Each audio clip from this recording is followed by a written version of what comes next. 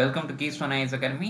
இன்னைக்கு நாம இந்த டெய்லி கரண்ட் அஃபேர்ஸ் சீரீஸ்ல 31st மார்ச்க்கு ரிலேட்டடா இருக்கக்கூடிய கரண்ட் அஃபேர்ஸ் தான் நாம இந்த வீடியோல பார்க்க போறோம். இந்த ஹிந்துல வந்திருக்கக்கூடிய மோஸ்ட் இம்பார்ட்டன்டான ஆர்டிகல்ஸ் அண்ட் எடிட்டோரியல்ஸ் பத்தி தான் இந்த வீடியோல நாம டிஸ்கஸ் பண்ண போறோம். ஸோ இந்த வீடியோவை கடைசி வரையும் ஸ்கிப் பண்ணாம பாருங்க, so that you will be having the better clarity on the subjects we are going to discuss today. ஓகேங்களா? ஸோ இன்னைக்கு என்னென்ன டாபிக்ஸ் நம்ம பார்க்க போறோம் அப்படின்னு பார்த்தீங்கன்னா, லெஃப்ட் விங் எக்ஸ்ட்ரீமிசம் அப்படின்ற ஒரு topic, IT rules amendment, FCRA amendment. So இந்த 3 இம்பார்ட்டன்டான டாபிக்ஸ் தான் இந்த வீடியோவில் நம்ம டிஸ்கஸ் பண்ண போகிறோம். ஓகேங்களா? ஸோ இந்த டாபிக்ஸ் போகிறதுக்கு முன்னாடி கீஸ்டோன் ஐஏஎஸ் அகாடமியில் ஒரு ஃப்ரீ ஃபவுண்டேஷன் கோர்ஸ் ஒன்று யூபிஎஸ்சி ரிலேட்டடாக லான்ச் பண்ண போகிறாங்க. ஸோ இந்த கோர்ஸோட டியூரேஷன் அப்படின்னு பார்த்தீங்கன்னா 30 டேஸ் கிட்ட வரும். ஓகேவா? ஸோ இதில் என்னென்ன ஃபீச்சர்ஸ் அப்படின்னு பார்த்தீங்கன்னா, யூபிஎஸ்சிக்கு தேவையான ஃபவுண்டேஷன்லாம் உங்களுக்கு என்னென்னலாம் தெரிஞ்சிருக்கணுமோ இது எல்லாத்தையுமே வந்துட்டு இவங்க கற்று தந்துருவாங்க இந்த 30 டேஸ்க்குள்ள உங்களுக்கு. ஓகேவா? ஸோ இது வந்து டோட்டலி ஃப்ரீ, எந்த விதமான காஸ்ட்டும் நீங்கள் சார்ஜ் பண்ண தேவையில்லை. ஸோ இந்த கோர்ஸ் எப்படி நடக்கும் அப்படின்னு பார்த்தீங்கன்னா, வீக்லி 5 டேஸ், அதாவது மண்டே டு ஃப்ரைடே வந்துட்டு உங்களுக்கு சப்ஜெக்ட் ரிலேட்டடாக கிளாஸஸ் நடக்கும். 6th டே, அதாவது சாட்டர்டே வந்துட்டு உங்களுக்கு இந்த 5 நாள் நீங்கள் படிச்சிங்கள அந்த கண்டென்ட் ரிலேட்டடாக வந்துட்டு உங்களுக்கு 6th டே சாட்டர்டேல வந்துட்டு ஒரு டெஸ்ட் கண்டக்ட் பண்ணுவாங்க. ஸோ இது மாதிரி வீக்லி நீங்கள் படிக்கக்கூடிய எல்லா கண்டென்ட்டுமே வந்துட்டு வீக் எண்டில் வந்து நீங்கள் அதை டெஸ்ட்டாக எழுதிருப்பீங்க. ஸோ தட் உங்களுடைய ஃபவுண்டேஷன் அப்படின்றது ரொம்ப ஸ்ட்ராங்காகவே அமையும் அப்படின்றத நாம் நம்புகிறோம். ஓகேவா? ஸோ இந்த பேட்ச்ன்றது April 10th அன்னைக்கு ஸ்டார்ட் ஆகுது. ஸோ நீங்கள் இந்த பேட்சில் சேரணும் அப்படின்னு நினச்சிங்கன்னா, இங்கே கீழே ஸ்க்ரீனில் தெரியக்கூடிய அந்த காண்டாக்ட் நம்பருக்கு காண்டாக்ட் பண்ணி உங்களுடைய சீட்டை நீங்கள் லாக் பண்ணிக்கலாம். ஓகேவா? ஸோ கண்டிப்பாக இந்த ஆப்பர்ச்சுனிட்டியை யூஸ் பண்ணிக்கோங்க. ஏன்னா இந்த ஃபவுண்டேஷன் கோர்ஸ் அப்படின்றது யூபிஎஸ்சியில் ரொம்ப இம்பார்ட்டண்ட்டானது. So make use of it. ஓகேவா? ஸோ இன்றைக்கி நம்ம ஃபர்ஸ்ட் டாபிக் போயிடலாம். லெஃப்ட் விங் எக்ஸ்ட்ரீமிசம் அப்படின்றது. ஸோ ஒருத்தரை எக்ஸ்ட்ரீமிஸ்ட் அப்படின்னா எப்படி சொல்லுவோம் அப்படின்னா, ஒருத்தர் வந்து அவர் கொண்ட கொள்கை, அவர் எடுத்திருக்கக்கூடிய அந்த கொள்கையில வந்துட்டு ரொம்ப எக்ஸ்ட்ரீமா இருப்பாரு, அவர் தான் வந்துட்டு நம்ம எக்ஸ்ட்ரீமிஸ்ட் அப்படின்னு சொல்லுவோம். ஸோ இந்த குரூப் ஆஃப் பீப்புளை நம்ம எக்ஸ்ட்ரீமிசம், அந்த ஃபாலோ பண்ணக்கூடிய அதை வந்துட்டு நம்ம எக்ஸ்ட்ரீமிசம் அப்படின்னு சொல்லுவோம். ஸோ இப்போ லெஃப்ட் விங் எக்ஸ்ட்ரீமிசம்னா என்ன? லெஃப்ட் விங்கருடைய கருத்துக்களை வந்துட்டு எக்ஸ்ட்ரீமா ஃபாலோ பண்ணக்கூடியவங்களை தான் நம்ம லெஃப்ட் விங் எக்ஸ்ட்ரீமிசம் அப்படின்னு சொல்லுவோம். ஸோ இந்த லெஃப்ட் விங் எக்ஸ்ட்ரீமிசம்ல இருக்கக்கூடிய ஒன்று தான் வந்துட்டு இந்த மாவோயிசம் அப்படின்றது. ஓகேவா? இந்த மாவோயிசம்னா என்னன்னா, இந்த மாவோ ஜெடாங் அப்படின்ற ஒருத்தர் இருக்காரு. இவர் ஒரு சைனா ரெவல்யூஷனிஸ்ட், சைனாவில் இருக்கக்கூடிய ஒரு ரெவல்யூஷனரிஸ்ட். இவர் வந்து இந்த கம்யூனிஸ்ட் பார்ட்டி ஆஃப் சைனாவில் வந்துட்டு ஒரு மெம்பராக இருந்திருக்காரு. ஸோ அதே மாதிரி பீப்புள்ஸ் ரிப்பப்ளிக் ஆஃப் சைனா அப்படின்ற ஒரு ஆர்கனைசேஷனுக்கு ஃபவுண்டராகவும் இருந்திருக்காரு. இவருடைய ஐடியாலஜிஸை இன்ஸ்பயர் பண்ணி தான் ஒரு கருத்து உருவாகுது. அவரோட ஐடியாலஜிஸை இன்ஸ்பயர் பண்ணி வரக்கூடிய ஒரு கருத்தை தான் மாவோயிசம் அப்படின்றாங்க. இந்த மாவோயிசமை ஃபாலோ பண்ணக்கூடிய பீப்புளை மாவோயிஸ்ட் அப்படின்றோம். புரியுதா? மாவோ ஜெடாங் ஒரு கொள்கை வச்சிருக்காரு, அந்த கொள்கையிலிருந்து இன்ஸ்பயர் ஆகி வரக்கூடிய அந்த இதை தான் நம்ம மாவோயிசம் அப்படின்னு சொல்றோம். அந்த மாவோயிசத்தை ஃபாலோ பண்ணக்கூடிய பீப்புளை தான் மாவோயிஸ்ட் அப்படின்னு சொல்றோம். புரியுதா? ஸோ இவங்களோட மெயின் எய்ம் என்ன அப்படின்னா, இந்த ஸ்டேட் ரூல் பண்ணியிருக்கக்கூடிய அந்த இதை வந்துட்டு என்ன பண்ணணும், தூக்கிட்டு ஆர்ம்ட் ரெவல்யூஷன் மூலமா அந்த ஸ்டேட் கவர்ன் பண்ணக்கூடிய அந்த இதை வந்து தூக்கிட்டு நாம் அங்கே உட்காரணும் அப்படின்றது தான் இவங்களுடைய எய்ம். இந்த மாவோயிசத்தை பொறுத்த வரைக்கும் இவங்களுடைய எய்ம். புரியுதா? ஒரு ஆர்ம்ட் ரெவல்யூஷன் ஒன்று கிரியேட் பண்ணி அங்கே ரூல் பண்ணக்கூடிய அந்த ஸ்டேட் அதாவது கவர்மெண்ட்டை ரிமூவ் பண்ணிட்டு நாம் அங்கே உட்காரணும் அப்படின்றது தான் இந்த லெஃப்ட் விங் எக்ஸ்ட்ரீமிசம், அதாவது இந்த மாவோயிசத்தினுடைய எய்மாக இருந்திருக்கு. ஓகேவா? இந்த மாவோயிசம் கொண்ட மனிதர்களை தான் நம்ம வந்துட்டு இந்தியாவில் என்ன கூப்பிட்றோம், நக்சலிசம் அப்படின்னு சொல்கிறோம், நக்சலிஸ்ட் அப்படின்னு சொல்கிறோம். புரியுதா? இதே லெஃப்ட் விங் எக்ஸ்ட்ரீமிசம் தான் இந்தியாவில் வந்துட்டு நம்ம என்ன சொல்கிறோம், நக்சலிசம், நக்சலிஸ்ட் அப்படின்னு சொல்கிறோம். ஓகேவா? ஸோ இப்போ இதனுடைய பேஸ் என்ன அப்படின்றது நமக்கு புரிஞ்சிருக்கும். நெக்ஸ்ட்டு, இது நிறைய வருஷமாக இந்தியாவில் வந்துட்டு ஊடுருவல் இங்கே நடக்குது அங்கே நடக்குது அப்படின்னு நம்ம நிறைய கேள்விப்பட்டிருக்கோம். ஸோ இங்கே ரீசெண்டான டெவலப்மெண்ட்ஸ் என்னென்ன இருக்குது அப்படின்னு பார்த்தோம்னா, லாஸ்ட் 3 இயர்ஸில் வந்துட்டு 706 வந்து மாவோயிஸ்ட் வந்துட்டு கில் பண்ணியிருக்காங்க நம்மளுடைய இந்தியன் கவர்மெண்ட்டு. அதே மாதிரி 2200+ வந்துட்டு அரெஸ்ட் ஆகியிருக்காங்க. 4800+ மெம்பர்ஸ் வந்து சரண்டர் ஆகியிருக்காங்க. புரியுதா? அந்த மாவோயிஸ்டாக இருக்கக்கூடிய மக்கள் வந்துட்டு 4800 மெம்பர்ஸ் வந்துட்டு சரண்டர் ஆகியிருக்காங்க. ஸோ இந்த சரண்டர் ஆகிற மூலியமாக என்ன நடக்குது, அங்கே என்னென்ன டெக்னிக்ஸ் யூஸ் பண்ணுறாங்க, என்ன மாதிரியான இது ஃபாலோ பண்ணுறாங்க, எப்படி வந்துட்டு பீப்புளை இன்ஃப்ளூயன்ஸ் பண்ணுறாங்க, இதில் மாவோயிசத்தில் போய் சேர்றதுக்கு, மாவோயிஸ்டாக மாறுறதுக்கு என்ன மாதிரியான இன்ஃப்ளூயன்ஸ்லாம் பண்ணுறாங்க அப்படின்றது இந்த சரண்டரான பீப்புள், இந்த அரெஸ்ட் பண்ணக்கூடிய பீப்புள் கிட்ட இருந்து நம்ம கவர்மெண்ட் இது பண்ணி அதுக்கு ரிலேட்டடாக ஸ்ட்ராட்டஜிக்கலாக சில ஒர்க்ஸ் பண்ணும். அந்த ஒர்க்ஸ் பண்ணி தான் நம்ம என்ன பண்ணியிருக்கோம், அங்கே மாவோயிஸ்ட் அந்த குரூப் ஆஃப் பீப்புளுடைய லீடர்ஷிப் ஸ்ட்ரக்சரை நம்ம வீக்கெண்ட் பண்ணியிருக்கோம். ஓகேவா? ஸோ இதனால தான் இந்த ரீசன்ட் டெவலப்மெண்ட்ஸ்னால தான் நியூஸில் வந்திருக்கு அப்படின்றத பார்க்குறோம். ஸோ அதே மாதிரி ரெட் காரிடோர். இந்த ரெட் காரிடோர் அப்படின்னா என்னன்னா, மாவோயிஸ்ட் இவங்க இருக்காங்கல்ல, இந்த மாவோயிஸ்ட் பீப்புள் அவங்க எங்கெல்லாம் அதிகமாக ஊடுருவல்கள் அதிகமாக இருக்கோ அந்த இடத்த தான் நம்ம என்ன சொல்கிறோம், ரெட் காரிடோர் அப்படின்றது சொல்கிறோம். புரியுதா? நக்சலிசம், அதாவது மாவோயிஸ்டால அஃபெக்ட் ஆகக்கூடிய அந்த ஏரியாஸ் தான் நம்ம என்ன சொல்கிறோம், ரெட் காரிடோர் அப்படின்னு சொல்கிறோம். இதில் ஹையஸ்ட்டாக பாதிக்கப்படக்கூடிய ஸ்டேட்ஸ் என்னென்ன அப்படின்னு பார்த்தோன்னா சத்தீஸ்கர், ஜார்க்கண்ட் அண்ட் ஒடிஷா. ஓகேவா? ஹையஸ்ட்டாக பாதிக்கப்படக்கூடியது 3 ஸ்டேட், சத்தீஸ்கர், ஜார்க்கண்ட் அண்ட் ஒரிசா. அதே மாதிரி சில பார்ட்ஸில் மட்டும் இந்த அவங்களுடைய இன்ஃப்ளூயன்ஸ் அப்படின்றது இருக்குது. எங்கெங்கே அப்படின்னு எந்தெந்த ஸ்டேட்ஸில் இருக்குது அப்படின்னு பார்த்தீங்கன்னா மகாராஷ்டிரா, ஆந்திர பிரதேஷ், தெலங்கானா, பீகார், மத்திய பிரதேஷ் அண்ட் வெஸ்ட் பெங்கால். இந்த ஸ்டேட்ஸில் தான் ஒரு குறிப்பிட்ட பகுதியில் அவங்களோட ஊடுருவல்கள் அப்படின்றது இருக்குது. மீதி இங்கே சத்தீஸ்கர், ஜார்க்கண்ட், ஒடிஷாவில் ஹையஸ்டாக இருக்குது. ஓகேவா? ஸோ இதுதான் இந்த ரெட் காரிடோர் அப்படின்றது. ஸோ இது வந்துட்டு முன்னாடி இருந்துச்சு இந்த ஸ்டேட்டில் தான். இந்த ஸ்டேட்லாம் நம்ம மொத்தமாக ரெட் காரிடோர் அப்படின்னு சொல்லிட்டு இருந்தோம். அந்த ரெட் காரிடோரில் தான் மாவோயிஸ்டினுடைய ஊடுருவல்கள் அப்படின்றது அதிகமாக இருக்கும் அப்படின்றத பார்த்தோம். இப்போ வந்துட்டு இந்த மாதிரியான நம்ம இப்போ பார்த்தோம்ல முன்னாடி ஸ்லைடில், இந்த மாதிரியான டெவலப்மெண்ட்ஸ்னால மாவோயிஸ்ட்டை கில் பண்ணுறது, அரெஸ்ட் பண்ணுறது, சரண்டர் ஆகுறது, இந்த மாதிரியான நிறைய ஆக்ஷன்ஸ்னால என்ன ஆகுது, இத்தனை ஸ்டேட்டில் இருக்கக்கூடிய மாவோயிஸ்ட் அப்படின்றது ஒரு குறிப்பிட்ட டிஸ்ட்ரிக்ட்ல மட்டுமே இருக்கிற அளவுக்கு சுருங்கி இருக்கு. ஓகேவா? இத்தனை ஸ்டேட்ல இருக்கக்கூடிய மாவோயிசம் அப்படின்றது, மாவோயிஸ்ட் அந்த பீப்புள்ன்றது ஒரு குறிப்பிட்ட டிஸ்ட்ரிக்ட்ல மட்டும் சுருங்கி இருக்காங்க. இந்த பிளேஸ் எல்லாம் அவங்க காலி பண்ணிட்டாங்க. ஒரே ஒரு குறிப்பிட்ட டிஸ்ட்ரிக்ட்ஸ்ல மட்டும்தான் அவங்க இருக்காங்க, லிமிட்டடாகவும் இருக்காங்க. ஓகேவா? So it is an great initiative by the government அப்படின்னு நம்ம சொல்லலாம். ஸோ கவர்மெண்ட் இதில் என்னென்ன ஸ்ட்ராட்டஜி பண்ணுது, போலீஸை வச்சும் சிஏபிஎஃப்ஸை வச்சும் ஆப்ரேஷன்ஸ் மூலயமா இதை இந்த ப்ராசஸ் வந்துட்டு கண்டினியூ பண்ணிட்டு இருக்கு. அதே மாதிரி இன்ஃப்ராஸ்ட்ரக்சர், ரோட் ஃபெசிலிட்டிஸ், வெல்ஃபேர் ஸ்கீம்ஸ்லாம் இப்போ மாவோயிஸ்ட் பீப்புளாக எதனால மாவோயிசம் அப்படின்றது மொத்தமாக இப்போ சைனால தான் இந்த ஐடியாலஜி அப்படின்றது கிரியேட் ஆகுது. மொத்த பேருமே சைனால இருந்து வருவாங்களா? இல்லை. சில பேர் அங்கேருந்து வந்திருக்கக்கூடிய சில பேர் வந்துட்டு என்ன பண்ணுவாங்க, இங்கே இருக்கக்கூடிய அந்த பீப்புளை இன்ஃப்ளூயன்ஸ் பண்ணுவாங்க. இப்போ ஒருத்தர் வந்துட்டு அன்எம்ப்ளாய்டாக இருக்காரு, இல்லை ட்ரைபல் பீப்புள் வந்துட்டு இது பண்ணுவாங்க.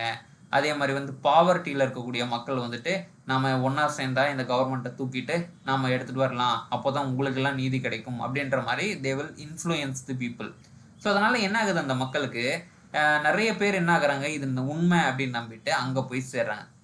ஸோ கவர்மெண்ட் இது என்ன பண்ணுது, இவங்களுக்கு டெவலப்மெண்ட் அதெல்லாம் நம்ம பண்ணிட்டோம்னா இந்த மாதிரியான நடக்கிறதுக்கு வாய்ப்பு இல்லைல்ல. அப்போ என்ன பண்ணுறாங்க, இன்ஃப்ராஸ்ட்ரக்சர், ரோடு, வெல்ஃபேர் ஸ்கீம்ஸ்லாம் நிறைய அந்த ரீஜன்ஸ்க்கு எடுத்துகிட்டு வராங்க.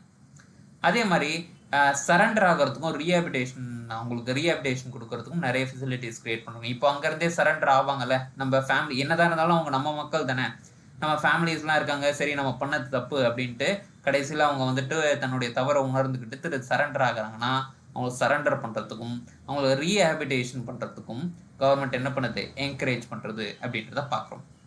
அதே மாதிரி ஒரு இனிஷியேட்டிவ் இது ரிலேட்டடாக ஒரு இனிஷியேட்டிவ் எடுத்துகிட்டு வந்திருக்காங்க, சமாதன் டாக்டரின் அப்படின்ட்டு.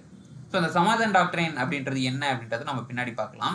ஸோ இது ரிலேட்டடாக எடுத்துகிட்டு வரக்கூடிய ஒரு இனிஷியேட்டிவ் அப்படின்றது சமாதன் டாக்டரின் அப்படின்றது இப்போதைக்கு தெரிஞ்சு வச்சுக்கோங்க. அதே மாதிரி ரோட் கனெக்டிவிட்டி, அங்கே இருக்கக்கூடிய மக்களுக்கு ஸ்கில் டெவலப்மெண்ட், ஃபினான்ஷியல் இன்க்ளூஷன்ஸ், இந்த மாதிரியான நிறைய ஸ்கீம்ஸ் வந்துட்டு கவர்மெண்ட் அங்கே இருக்கக்கூடிய மக்களுக்கு எடுத்துகிட்டு வந்திருக்காங்க. ஓகேவா? இந்த சமாதன் டாக்டரினை பொறுத்த வரைக்கும் என்ன அப்படின்னா, இந்த லெஃப்ட் விங் எக்ஸ்ட்ரீமிசமை டேக்கிள் பண்ணுறதுக்கு கவர்மெண்ட் ஆஃப் இந்தியா எடுத்துகிட்டு வந்திருக்கக்கூடிய ஒரு மிகப்பெரிய ஒரு ஸ்ட்ராட்டஜி தான் இந்த சமாதன் டாக்டரின் அப்படின்றது. இந்த டாக்டரினை வந்துட்டு மினிஸ்ட்ரி ஆஃப் ஹோம் அஃபேர்ஸ் எடுத்துகிட்டு வந்திருக்காங்க. எதுக்கு அப்படின்னு பார்த்தீங்கன்னா, செக்யூரிட்டி, கவர்னன்ஸ் அண்ட் டெவலப்மெண்ட், இது மூணுத்தையும் வந்துட்டு ஸ்ட்ரென்தன் பண்ணுறதுக்கு. ஸோ செக்யூரிட்டி என்ன, அங்கே இருக்கக்கூடிய மக்களுக்கு பாதுகாப்பு கொடுக்கறது. கவர்னன்ஸ், அங்கே லா அண்ட் ஆர்டர் மெயின்டைன் பண்ணுறது. அங்கே இப்போ டெவலப்மெண்ட் அப்படின்னு வரப்போ அந்த ஏரியாஸ், இப்போ நக்சல் அஃபெக்ட் ஆகக்கூடிய ஏரியாஸில் வந்துட்டு யாருமே இன்வெஸ்ட் பண்ண மாட்டாங்க. எப்படி இருந்தாலும் அங்கே வந்துட்டு என்ன நக்சலிசம்ன்றது வரும், அங்கே நிறைய பிரச்சனைகள் உருவாகும். அப்போ எங்களுக்குன்றது அந்த பிஸ்னஸ்ன்றது கரெக்டாக நடக்காது அப்படின்ட்டு அங்கே அந்த ஏரியாஸில் வந்துட்டு எந்த விதமான இன்வெஸ்ட்மெண்ட்ஸ் அப்படின்றதும் பண்ண மாட்டாங்க. ஸோ என்ன ஆகும், அந்த ஏரியா அண்டர் டெவலப்டாகவே இருக்கும். அப்போ அங்கே அண்டர் டெவலப்மெண்ட்டாக இருந்தால் என்ன ஆகும், அங்கே இருக்கக்கூடிய மக்கள் அன்எம்ப்ளாய்டாக தான் இருப்பாங்க. ஓகேவா? ஸோ இதனால என்ன பண்றாங்க கவர்மெண்ட் டெவலப்மெண்ட் அந்த ஏரியாவையும் டெவலப் பண்ணணும் அப்படின்ற ஒரு இனிஷியேட்டிவ் எடுத்துட்டு வராங்க. So security, governance and development இது மூணுத்தையும் ஸ்ட்ரென்தன் பண்ணணும் அப்படின்னு சொல்றாங்க. ஸோ இந்த சமாதான் டாக்டரினுடைய எதுக்காக எடுத்துட்டு வராங்க, லெஃப்ட் விங் எக்ஸ்ட்ரீமிசம்க்கு எதிராக கவர்மெண்ட் ஆஃப் இந்தியா ஒரு ஸ்ட்ராட்டஜி கிரியேட் பண்றாங்க. அதுதான் வந்துட்டு இந்த சமாதான் டாக்டரின் அப்படின்றது. இந்த சமாதான் டாக்டரினை யார் லான்ச் பண்றா, ministry of home affairs launch பண்றாங்க. இவங்களுடைய மெயின் ஏம் என்ன, to strengthen security, governance and development அந்த ஏரியாஸ்ல. ஓகேவா? ஸோ இந்த சமாதானுக்கு ஃபுல் ஃபார்ம் என்ன அப்படின்னு பார்த்தீங்கன்னா ஸ்மார்ட் லீடர்ஷிப். சென்ட்ரல் கவர்மெண்ட்டுக்கும் ஸ்டேட் கவர்மெண்ட்டுக்கும் பெட்டரான கோஆர்டினேஷன் இருக்கணும் அப்படின்னு சொல்றது. அக்ரெசிவ் ஸ்ட்ராட்டஜி, எந்த விதமான ஒரு காம்ப்ரமைஸுமே இல்லாமல் இவங்களுக்கு எதிராக வந்துட்டு அக்ரெசிவாக ஸ்ட்ராட்டஜி கிரியேட் பண்ணுறது. அப்புறம் மோட்டிவேஷன் அண்ட் ட்ரைனிங், அங்கே இருக்கக்கூடிய மக்களுக்கும் இல்லை அங்கே இருக்கக்கூடிய செக்யூரிட்டி ஃபோர்ஸஸ்க்கும் மோட்டிவேஷன் கொடுக்கறதுக்கும் ட்ரைனிங் கொடுக்கறதுக்கும் அதெல்லாம் பண்ணுறாங்க. அதே மாதிரி இன்டெலிஜென்ஸோட ரிப்போர்ட்ஸ் யூஸ் பண்ணி அவங்கள எப்படி இது பண்ணலாம் அப்படின்றது தான் இந்த ஆக்ஷனபிள் இன்டெலிஜென்ஸ் அப்படின்றது. ஸோ SAMA பார்த்துட்டோமா.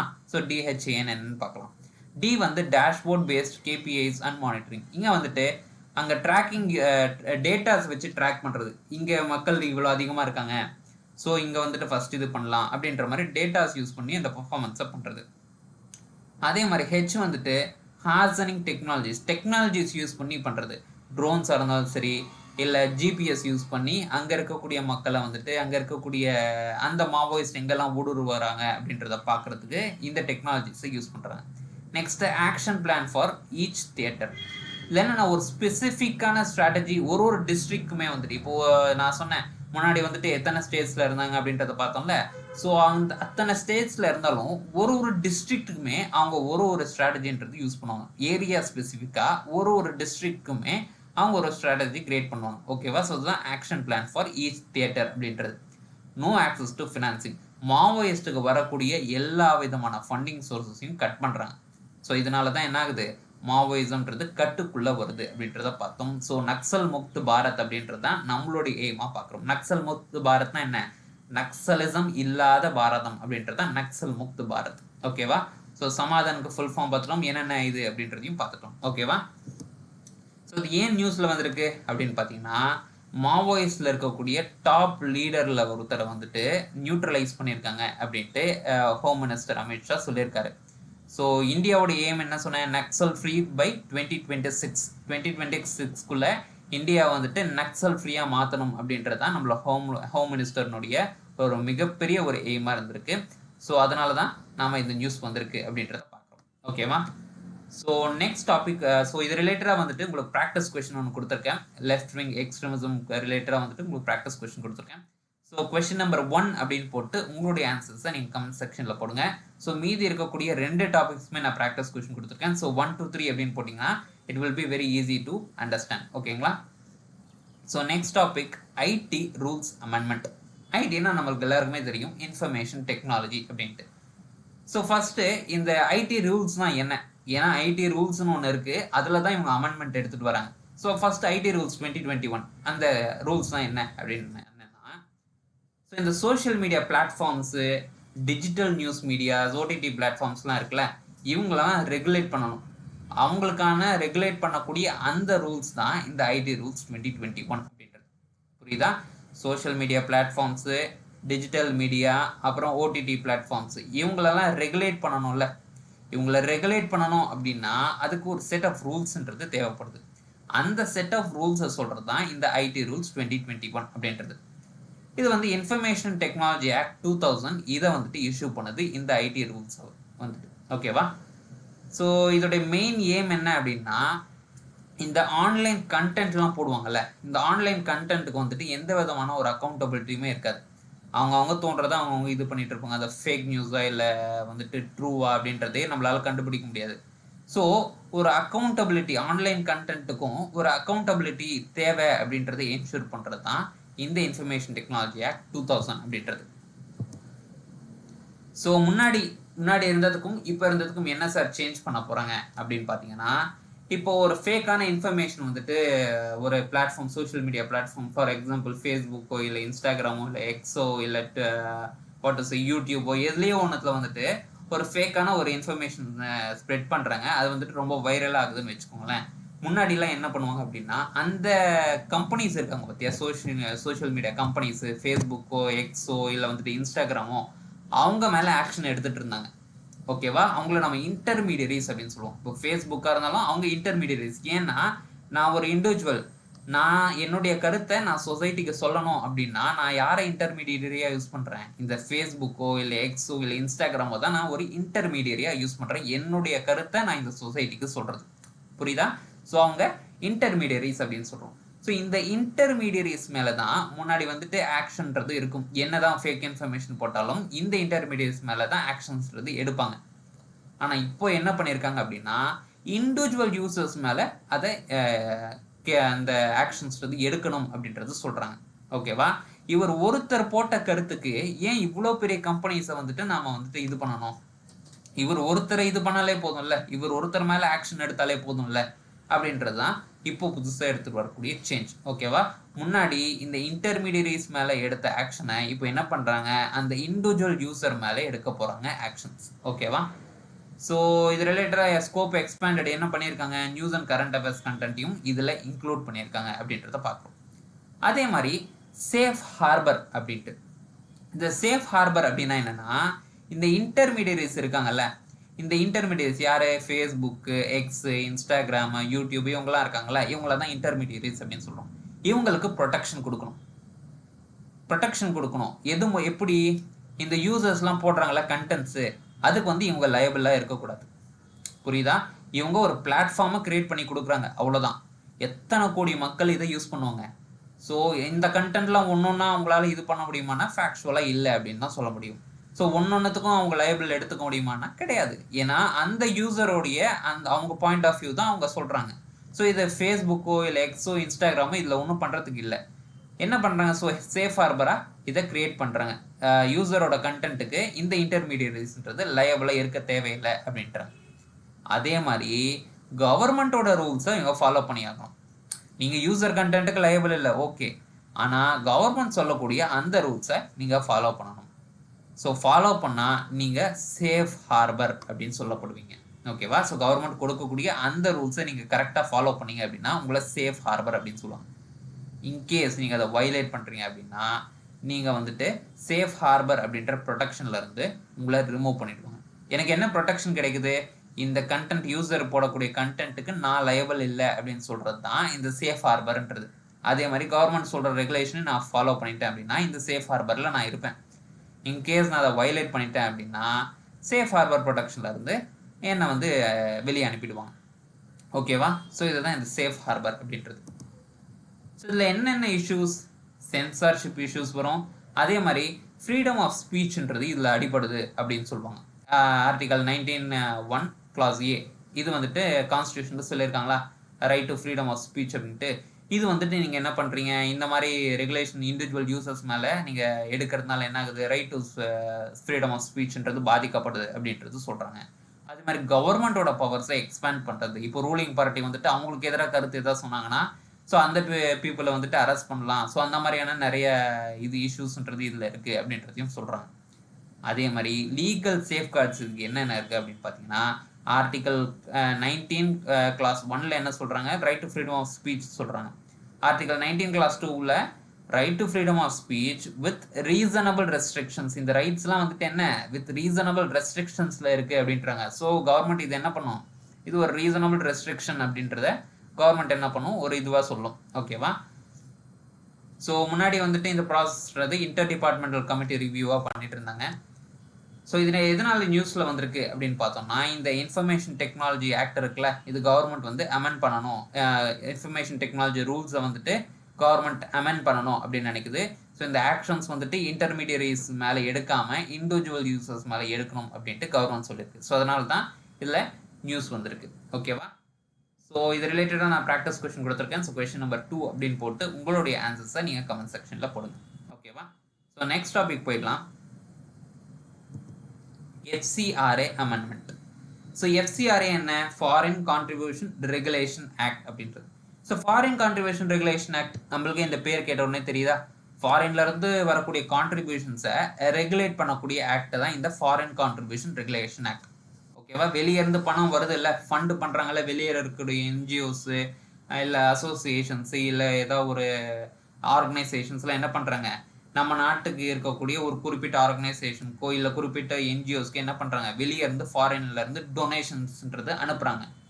ஸோ அந்த டொனேஷன்ஸை ரெகுலேட் பண்ணக்கூடிய ஆக்ட் தான் என்ன, ஃபாரின் கான்ட்ரிபியூஷன் ரெகுலேஷன் ஆக்ட் அப்படின்றது. ஓகேவா? ஸோ இதனோட அப்ஜெக்டிவ் என்ன அப்படின்னா, ஃபாரின்ல இருந்து நீங்க பணம் அனுப்புங்க, டொனேஷன்ஸ் அனுப்புங்க, எங்களுக்கு ஒன்றும் பிரச்சனை இல்லை. ஆனா இது வந்து இந்தியானோட நேஷனல் செக்யூரிட்டியும் இல்ல பப்ளிக்கோட இன்ட்ரெஸ்டையும் அது பாதிக்க கூடாது அப்படின்றது சொல்றாங்க. ஸோ இதுதான் இந்த எஃப்சிஆர்ஏனுடைய ஒரு அப்ஜெக்டிவா இருக்கு. ஓகேவா? ஸோ எப்படி ஒருத்தர் ஃபாரின் ஃபண்ட்ஸை ரிசீவ் பண்ணலாம் அப்படின்னு கேட்டிங்கன்னா, இப்போ ஒரு ஆர்கனைசேஷன் நான் வச்சிருக்கேன்னு வச்சுக்கோங்களேன், ஃபாரின்ல இருந்து தான் எனக்கு டொனேஷன் வருது. ஸோ இதை நான் எப்படி பெற்றுக்கலாம், மொத்தமாக அப்சல்யூட்டாக வந்துட்டு உங்களால் ஃபாரின் ஃபண்ட்ஸே வாங்க முடியாது அப்படின்றது சொல்லலை. நீங்கள் ஃபாரின் ஃபண்ட்ஸை வாங்கிக்கலாம், but there are some sets of procedure to be followed. ஓகேங்களா? என்னென்ன ப்ரொசீஜர்ஸ், நீங்கள் வந்துட்டு இந்த எஃப்சிஆர்ஏல முதல்ல ரெஜிஸ்டர் பண்ணியிருக்கணும், இல்லை கவர்மெண்ட்டுக்கு இல்லை நீங்கள் ஒரு பர்மிஷன் வாங்கியிருக்கணும், ப்ரையராக ஒரு பர்மிஷன் வாங்கணும். அப்போ தான் உங்களுக்கு என்ன, இந்த டொனேஷன்ஸ் ஃபாரின் டொனேஷன்ஸ்ன்றது உங்களுக்கு கிடைக்கும். ஓகேவா? ஸோ என்ஜிஓஸ் ட்ரஸ்ட் சொசைட்டிஸாக இருக்கக்கூடியவங்க எல்லாருமே வந்துட்டு இந்த ரெகுலேஷன்ஸை ஃபாலோ பண்ணணும். அதே மாதிரி மேண்டேட்ரியாக வந்து கன்ஃபார்மாக வந்துட்டு மினிஸ்ட்ரி ஆஃப் ஹோம் அஃபேர்ஸில் வந்துட்டு இவங்க போய் இந்த என்ஜிஓவாக இருந்தாங்க அப்படின்னா அவங்க போயிட்டு மினிஸ்ட்ரி ஆஃப் ஹோம் அஃபேர்ஸில் அப்ளை பண்ணணும். ஓகேவா? மேண்டேட்ரியா அந்த என்ஜிஓஸ்ன்றது போய் ரெஜிஸ்டர் பண்ணணும். அப்போதான் அவங்களால ஃபாரின்ல இருந்து ஃபண்ட்ஸ்ன்றது வாங்க முடியும். ஓகேவா? ஸோ என்னென்ன கண்டிஷன்ஸ் இவங்க போட்டிருக்காங்க நம்ம முன்னாடியே பார்த்தோம். நேஷனல் இன்ட்ரெஸ்ட்டை அஃபெக்ட் பண்ணக்கூடாது, அதே மாதிரி பொலிட்டிக்கல் ஆக்டிவிட்டீஸில் எங்கேஜ் ஆகக்கூடாது அப்படின்ட்டு. ஸோ நம்ம சுற்றி இருக்கக்கூடிய கண்ட்ரீஸில் நிறைய பிரச்சனை பார்த்தோம், எவ்வளோ இன்ஃப்ளூயன்ஸ் பண்ணியிருந்தாங்க அப்படின்றத பார்த்தோம். ஸோ இந்த இனிஷியேட்டிவ்லாம் எடுத்துகிட்டு வரப்போ நம்மளுடைய நேஷனல் இன்ட்ரெஸ்ட்னும் இல்லை இந்த பொலிட்டிக்கல் இன்ட்ரெஸ்ட் அப்படின்றதும் பாதுகாக்கப்படும் அப்படின்றத நம்ம நம்பலாம். ஓகேவா? அதே மாதிரி இவங்களுக்கு குறிப்பிட்ட ஒரு டெசிக்னேட்டட் பேங்க் அக்கௌண்ட்ஸ் தான் வச்சுக்கணும். நீங்கள் ஒரு 10 பேங்க் அக்கௌண்ட் வச்சுக்கிட்டு அங்கே எல்லா பேங்க் அக்கௌண்ட்லையும் தனித்தனியாக நான் பணம் வாங்கிப்பேன் அப்படின்லாம் அதெல்லாம் கிடையாது. ஒரு சிங்கிள் டெசிக்னேட்டட் எஃப்சிஆர்ஏ அக்கௌண்ட் மூலமாக தான் எல்லா நீங்கள் ஒரு 10 என்ஜிஓஸ்ல இருந்து வெளியே இருந்து வாங்குறீங்கனாலும் அந்த குறிப்பிட்ட ஒரே ஒரு எஃப்சிஆர்ஏ அக்கௌண்ட்ல தான் நீங்கள் வாங்க முடியும், மீதி அக்கௌண்ட்ல வாங்க முடியாது அப்படின்ற ஒரு ரெகுலேஷன் எடுத்துட்டு வராங்க. அதே மாதிரி இந்த அந்த என்ஜிஓஸ்ன்றது ஃபர்ஸ்ட் கரண்டாக வந்துட்டு எஸ்பிஐ நியூ டெல்லி மெயின் பிரான்ச்சில் இருக்கக்கூடிய அந்த எஸ்பிஐல ஒரு அக்கௌண்ட்ன்றது வச்சிருந்துருக்கணும். அப்போ தான் இவங்களை அந்த அமௌண்ட்ன்றது போட முடியும். ஸோ இது எதுக்காக பண்ணுறாங்க அப்படின்னு பார்த்தீங்கன்னா, அந்த இது ஃபாரின்ல இருந்து எப்படி பணம் வருது, எப்படி அதை யூஸ் பண்ணுறாங்க, இந்த ட்ராக்கிங் அண்ட் மானிட்டரிங் ப்ராசஸ்க்காக தான் இந்த ரெகுலேஷன் அப்படின்றது எடுத்துகிட்டு வராங்க. அதே மாதிரி யூசேஜுக்கு சில ரெஸ்ட்ரிக்ஷன் கொடுத்துருக்காங்க. இப்போ வெளியே இருந்து வரக்கூடிய அமௌண்ட்டுக்கு ரெஸ்ட்ரிக்ஷன் என்ன அப்படின்றது பார்த்துட்டோம். சரி, வெளியே இருந்து உள்ள வந்துருச்சு, இதுக்கப்புறம் நான் எப்படி யூஸ் பண்றேன் அதுக்கு சில ரெஸ்ட்ரிக்ஷன் சொல்லியிருக்காங்க. என்னென்ன அப்படின்னா, எஜுகேஷன், ஹெல்த்து, இந்த மாதிரியான ஆக்டிவிட்டீஸ்க்கு தான் அவங்க என்ன பண்ணலாம், பணத்தை யூஸ் பண்ணலாம். பொலிட்டிக்கல் ஆக்டிவிட்டீஸ்க்கோ இல்லை பர்சனல் பெனிஃபிட்டுக்கோ அந்த பணத்தை யூஸ் பண்ணக்கூடாது அப்படின்றது சொல்றாங்க. ஸோ பொலிட்டிக்கல் ஆக்டிவிட்டீஸ்னா நம்மளுக்கு தெரியுதா, வெளியே இருந்து இங்கே இருக்கக்கூடிய பொலிட்டிக்கல் சுச்சுவேஷனை இன்ஃப்ளூயன்ஸ் பண்ணக்கூடிய நிறைய வாய்ப்புகள் இருக்குது. ஸோ அந்த பணத்தை யூஸ் பண்ணி நான் ஒரு என்ஜிஓக்கு அனுப்புகிறேன், அந்த என்ஜிஓ மூலயமா ஒரு பொலிட்டிக்கல் லீடருக்கு நான் அனுப்புகிறேன் அப்படின்ற மாதிரி இருந்துச்சுன்னா என்ன ஆகும், இங்கே இருக்கக்கூடிய பொலிட்டிக்கல் சுச்சுவேஷனையே அது ஒரு கொஸ்டின் மார்க்காக மாறிடும். ஸோ அதனால் என்ன பண்ணுறாங்க, வரக்கூடிய அமௌண்ட்டை நீ வந்துட்டு பொலிட்டிக்கல் ஆக்டிவிட்டீஸ்க்கோ இல்லை பர்சனல் பெனிஃபிட்டுக்கோ நீ யூஸ் பண்ணக்கூடாது அப்படின்ற ஒரு ரெஸ்ட்ரிக்ஷனை போட்டிருக்காங்க. ஓகேவா? ஸோ அதே மாதிரி அட்மினிஸ்ட்ரேட்டிவ் எக்ஸ்பென்சஸ், நீ வந்துட்டு இப்போ வாங்கிடுறீங்க, வெளியே இருந்து ஃபண்டு வாங்கிடுறீங்க, வாங்கினதுக்கப்புறம் வெறும் 20% ஆஃப் தி அந்த வெளியில இருந்து வரக்கூடிய அந்த அமௌண்ட்ல 20% ஆஃப் தி அமௌண்ட் தான் வந்துட்டு அட்மினிஸ்ட்ரேட்டிவ் காஸ்ட்டுக்காக யூஸ் பண்ண முடியும், அதுக்கு மேலே உங்களால் யூஸ் பண்ண முடியாது அப்படின்றது சொல்கிறாங்க. ஏன்னா இந்த மணியை வந்துட்டு வெல்ஃபேர் ஆக்டிவிட்டிக்காக மட்டும்தான் நீங்கள் வாங்குறீங்க. ஸோ அதுக்காக நீங்கள் வந்துட்டு அதுக்கு மேலே 20%க்கு மேலே உங்களால் அட்மினிஸ்ட்ரேட்டிவ் எக்ஸ்பென்சஸை நீங்கள் இதில் பேர் பண்ண முடியாது அப்படின்றது சொல்கிறாங்க. அதே மாதிரி நோ ட்ரான்ஸ்ஃபர் ரூல் இம்பார்ட்டண்ட்டான பாயிண்ட்டு. யாருக்குமே இந்த ஃபாரின் ஃபண்டை நான் ஒரு என்ஜிஓ இன்னொரு என்ஜிஓக்கு என்னால் இந்த ஃபாரின் ஃபண்டை ட்ரான்ஸ்ஃபர் பண்ண முடியாது அப்படின்ற ஒரு இம்பார்ட்டண்ட்டான ஒரு ரெகுலேஷன் இருக்குது. ஏன்னா இந்த ஃபண்ட்ஸை வச்சு நான் ஒரு என்ஜிஓக்கு அனுப்புகிறேன், அங்கேருந்து ஒரு என்ஜிஓக்கு போகுது அப்படின்னா it will be a chain of connections. So இதனால் என்ன ஆகுது, நேஷனல் செக்யூரிட்டிக்கு ஒரு கொஸ்டின் உண்டாகுது. இந்த ஃபண்ட்ஸை மிஸ்யூஸ் பண்ணவும் வேறு மாதிரியான ஆக்டிவிட்டீஸ் யூஸ் பண்ணவும் அது ஒரு வழியாக மாறிடுது. ஸோ அதனால் ட்ரான்ஸ்ஃபரே உன்னால் அந்த அமௌண்ட்டை பண்ண முடியாது. எந்த என்ஜிஓவும் ஒரு என்ஜிஓலேருந்து இன்னொரு என்ஜிஓக்கேனால ஃபண்ட்ஸை இந்த ஃபாரின்லேருந்து வரக்கூடிய அந்த ஃபண்ட்ஸை, ஓகேவா, நார்மலாக ஃபண்ட்ஸ் அவங்க அனுப்பலாம், ஃபாரின்லேருந்து வரக்கூடிய அந்த ஃபண்டை இவங்களால இது பண்ணிக்க முடியாது. ஓகேவா. ஸோ ரிப்போர்ட்டிங் அண்ட் ஆடிட் இதில் என்ன சொல்கிறாங்க, ஆனுவல் ரிட்டர்ன்ஸ் அவங்க ஃபைல் பண்ணணும், ப்ராப்பரான அக்கௌண்ட்ஸ் மெயின்டைன் பண்ணணும். அதே மாதிரி கவர்மெண்ட் வந்துட்டு சில டைம் வந்து ஆடிட் பண்ணுவாங்க, இன்ஸ்பெக்ட் பண்ணுவாங்க அப்படின்றதையும் சொல்கிறாங்க. ஸோ இன்கேஸ் இது வந்துட்டு கவர்மெண்ட் வந்துட்டு ஏதாவது கவர்மெண்ட்டுடைய ரூல்ஸை நீங்கள் வயலேட் பண்ணீங்க அப்படின்னா உங்களுடைய லைசன்ஸ் வந்துட்டு கேன்சல் பண்ணுவாங்க, இல்லை சஸ்பெண்ட் பண்ணுவாங்க அப்படின்றது சொல்கிறாங்க. அதே மாதிரி நேஷனோட இன்ட்ரெஸ்ட்க்கு அகெயின்ஸ்டாக நீங்கள் நடந்தீங்கனாலும் இந்த மாதிரியான ப்ராக்டிசஸ், உங்களோட லைசன்ஸை கேன்சல் பண்ணுறதும் இல்லை சஸ்பெண்ட் பண்ணுறதுமான ஒரு ஆக்டிவிட்டீஸை கவர்மெண்ட் எடுக்கும் அப்படின்றது சொல்கிறாங்க. ஓகேவா. ஸோ என்னென்ன சேஞ்சஸ் இப்போ புதுசாக எடுத்துகிட்டு வந்திருக்காங்க அப்படின்னா, இப்போ இன்கேஸ் இந்த லைசன்ஸ் வந்துட்டு கேன்சல் ஆகுதுன்னு வச்சுக்கோங்களேன். இப்போ இவங்க நேஷனல் இன்ட்ரெஸ்ட்க்கு அகெயின்ஸ்டாக பண்ணதால் வந்துட்டு என்ன பண்ணுறாங்க, கவர்மெண்ட்டு அவங்க லைசன்ஸை கேன்சல் பண்ணிடுறாங்க. ஸோ இப்போ கேன்சல் பண்ணதுக்கப்புறம் அந்த என்ஜிஓக்குன்னு ஒரு குறிப்பிட்ட அசட்ஸ் இருக்கும்ல, அந்த அசட்ன்றது கவர்மெண்ட் மொத்தமாக அவங்களுடைய கண்ட்ரோலில் எடுத்துக்கும் அப்படின்றது சொல்கிறாங்க. ஓகேவா. ஸோ டொமஸ்டிக் ஃபண்ட்ஸ், நம்மளுடைய வெளிநாட்டிலேருந்து வரக்கூடிய பணத்தில் இல்லை, சொந்த நாட்டிலேருந்து வரக்கூடிய அந்த பணத்திலேயே அவங்க வந்துட்டு அந்த அசட்டை வாங்கியிருந்தாலும் அந்த அசட்டை வந்துட்டு கவர்மெண்ட் எடுத்துக்கும், அவங்களுடைய கண்ட்ரோலில் எடுத்துக்கும் அப்படின்னு சொல்கிறாங்க. புரியுதா. இப்போ எஃப்சிஆரே அவங்க வந்துட்டு ஃபண்டு வெளியிலேருந்து வாங்குறாங்க, வெளியிலேருந்து வாங்கி ஏதாவது ஒரு நேஷனல் இன்ட்ரெஸ்ட்க்கு அகெயின்ஸ்டாக பண்ணுறப்போ அவங்களோட லைசன்ஸை கவர்மெண்ட் கேன்சல் பண்ணிடுது. கேன்சல் பண்ணதுக்கப்புறம் கவர்மெண்ட் என்ன சொல்லுது அப்படின்னா, உங்கள் என்ஜிஓ இருக்குல்ல சார், உங்கள் என்ஜிஓக்கு ஒரு அசட் இருக்குங்களா சார், அந்த அசட்டை நாங்கள் என்ன பண்ணுறோம், கவர்மெண்ட் எங்களுடைய கண்ட்ரோலில் எடுத்துக்கிறோம் அப்படின்னு சொல்கிறாங்க. அந்த என்ஜிஓக்காரர் என்ன சொல்கிறாரு, இல்லை சார், இந்த ஒரு 4 அப்பார்ட்மெண்ட் தான் நான் வந்துட்டு ஒரு 4 ஹவுஸ் தான் வந்துட்டு நான் பில் பண்ணியிருக்கேன் வெளியில் இருந்த ஃபண்டு, மீதி இருக்கக்கூடிய 3 ஹவுஸ் வந்துட்டு நான் என்னுடைய சொந்த பணத்தில் நம்ம நாட்டில் இருந்து வரக்கூடிய அந்த இதில் தான் சார் நான் பண்ணேன் அப்படின்னு சொன்னாங்கன்னா கவர்மெண்ட் என்ன சொல்லுவோம், அதெல்லாம் இல்லைப்பா, மொத்தமாக நாங்கள் கண்ட்ரோலில் எடுத்துப்போம், உங்கள் என்ஜிஓ கீழே என்னென்ன இருக்கோ மொத்தத்தையும் நாங்கள் கண்ட்ரோலில் எடுத்துப்போம் அப்படின்னு கவர்மெண்ட் சொல்லிட்டோம். ஓகேவா. ஸோ நெக்ஸ்ட்டு இதில் என்ன லீகல் கான்ஸ்டியூஷனல் இஷ்யூஸ் வரும் அப்படின்னா 19 clause 1 clause C, article 19 clause 1 clause C, இதில் வந்துட்டு ஃப்ரீடம் டு ஃபார்ம் அசோசியேஷன் அந்த இது வந்துட்டு கான்ஸ்டியூஷனில் பொறுத்த வரைக்கும் ஒரு இஷ்யூவாக அவங்க கன்சிடர் பண்ணுறாங்க. அதே மாதிரி இதுலேயும் ரெஸ்ட்ரிக்ஷன் அலோவ் பண்ணியிருக்காங்க. 19 clause 4 என்ன சொல்லியிருக்காங்க, reasonable restriction in public interest. So public இன்ட்ரெஸ்ட்டில் கவர்மெண்ட்றது ரீசனபிள் ரெஸ்ட்ரிக்ஷன்ஸை போடலாம் அப்படின்றதையும் சொல்லியிருக்காங்க. ஓகேவா.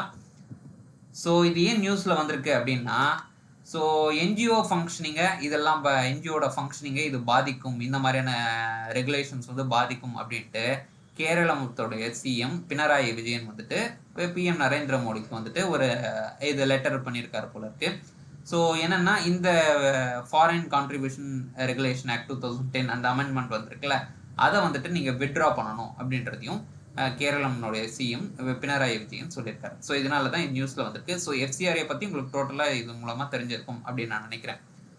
ஸோ இது ரிலேட்டடாக ப்ராக்டிஸ் கொஸ்டின் நான் கொடுத்துருக்கேன். ஸோ கொஸ்டின் நம்பர் 3 அப்படின்னு போட்டு உங்களுடைய ஆன்சர்ஸை நீங்கள் கமெண்ட் செக்ஷனில் போடுங்க.